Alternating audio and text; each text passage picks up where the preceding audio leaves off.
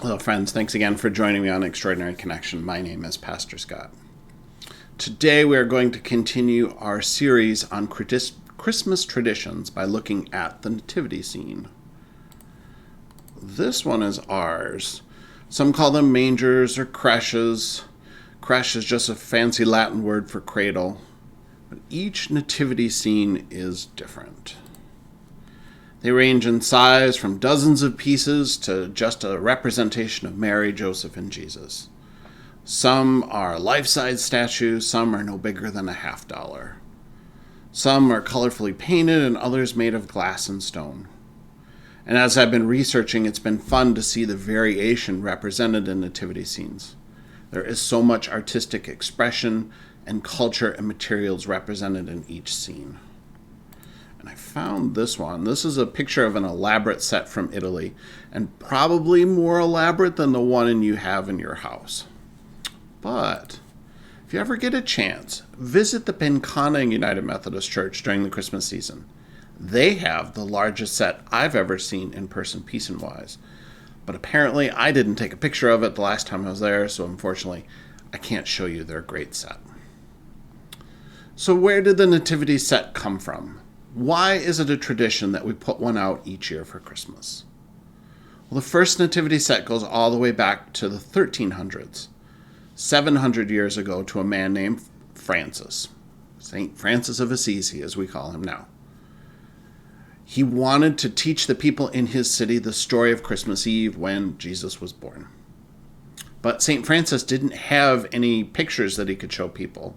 He didn't have a movie he could show them, and he couldn't give people a book to learn more, because most people alive at that time couldn't read, adults or kids. So St. Francis had an idea. He decided he was going to teach that Christmas Eve story by getting some actors, and they would act out the story.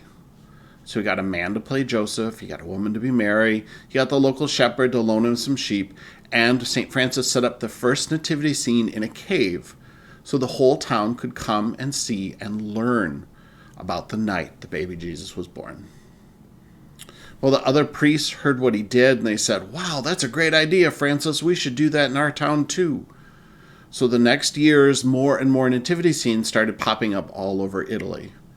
And after about 100 years, almost every church in Italy would have a nativity scene with real people as actors and real animals to help teach the story of Christmas Eve night.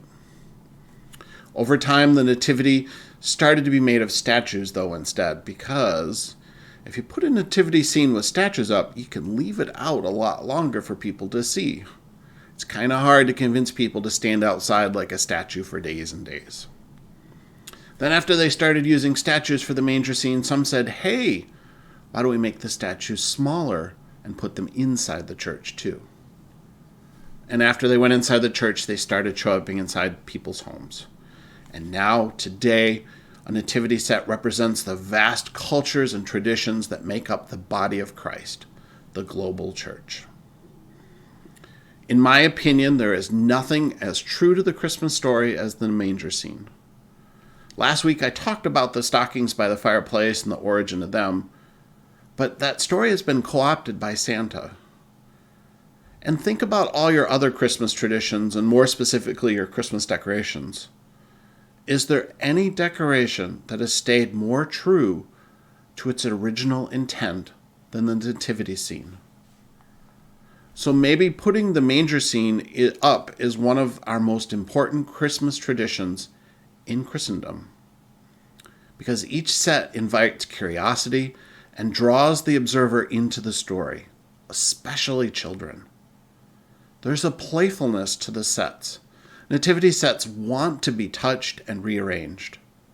And ours has been adjusted and readjusted multiple times anytime a child has come to visit over the years.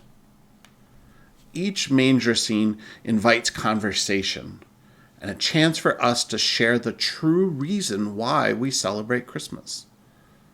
It's a tool to help us spread the gospel message in a gentle and easy to understand manner. And it's a door that invites conversations with those that don't know the story of Christmas and why we really celebrate Christmas. If you have a nativity set, never miss a chance to engage with family or friends when they ask about what it means. Share not only the history of the pieces and the artwork behind them, but also the story of how God came into the world that night so long ago. Share with them the story of Emmanuel, God is with us, and why that is important to us today. Now, as I was putting this together, I asked some friends for some pictures of their nativity scenes, and I ended up getting pictures of 53 different mangers. I had friends from Tennessee and Florida and Virginia and Jersey, Georgia, and I probably missed a couple other states in there. And these nativity sets came from different cultures. They came from Haiti and Israel and Peru and the Dominican Republic and more. And everyone had a great story about how their mom gave them that set, or how they would put it up as a child, or what it meant to them as a family to have that scene put up in their house every year. So after the video here, I am going to, I've got a slideshow, Put Two Away in a Manger, sung by my daughter. And if you'd like to stick around and watch that, and just marvel at the variety of nativity scenes that are out there, please do. And if not, Merry Christmas. And I'll see you again at extraordinaryconnection.org.